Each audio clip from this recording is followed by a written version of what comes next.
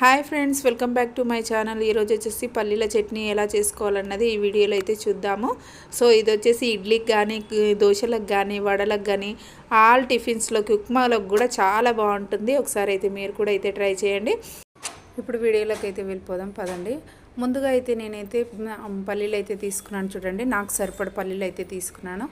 Fry అయితే చేసుకోవాలి లైట్గా, కొంచెం లైట్ కలర్ వస్తే సరిపోతుంది పల్లీలు అనేది. సో ఇప్పుడైతే పల్లీలు తీసేసిన తర్వాత పచ్చిమిర్చి కూడా అయితే ఫ్రై చేసుకోవాలి. పచ్చిమిర్చి కూడా మంచిగా ఫ్రై అవ్వాలండి. కొంచెం ఆయిల్ చుక్క అనేది వేసేసి నేనైతే ఫ్రై చేసుకుంటున్నాను. చూసారు కదా, 2 డ్రాప్స్ మాత్రమే వేసుకున్నాను, ఎక్కువ ఆయిల్ అనేది వేసుకోవద్దు. సో కొంచెం అయితే ఫ్రై అవ్వాలి. ఫ్రై అయ్యింది అనిపించినప్పుడు ఇవి కూడా తీసి జార్లోకి అయితే వేస్తున్నాను. చూడండి, మిక్సీ జార్లోకి అయితే వేసుకోవాలా.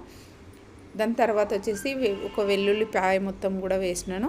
అట్లాగే పల్లీలు కూడా వేసేసి అయితే ఇప్పుడు మనమైతే మిక్సీ పట్టుకోవాలి. రుచికి సరిపడ సాల్ట్, దాంతోపాటు కొంచెం జీలకర్ర కూడా అనేది వేసుకోవాలి. దీనివల్లనే టేస్ట్ అనేది చాలా బాగా వస్తుంది.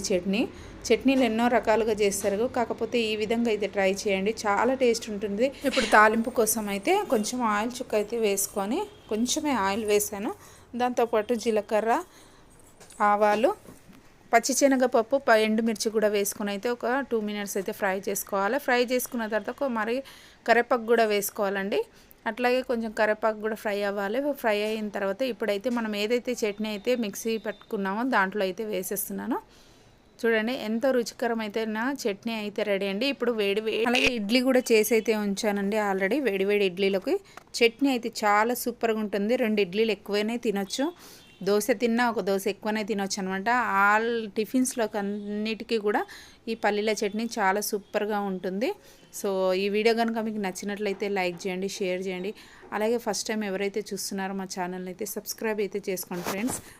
ఇప్పుడు వచ్చేసి దీనిలోకి చట్నీలోకి చూడండి, స్పాంజ్ లాగా ఇడ్లీ కూడా చాలా మెత్తగా ఉందన్నమాట. ఇడ్లీ కారం పొడి ఉంటుంది కదా, సో ఇడ్లీ కారం పొడి కొంచెం చట్నీ కూడా అయితే వేసుకుంటున్నాను. చూడండి, వేడి టిఫిన్ అయితే ఈరోజు బ్రేక్ఫాస్ట్ ఇదే మాది. ఈ చట్నీ మీరు కూడా అయితే ట్రై చేయండి, సూపర్ టేస్ట్గా ఉంటుంది. ట్రై చేసిన తర్వాత కామెంట్ చేయండి ఎలా వచ్చిందన్నది.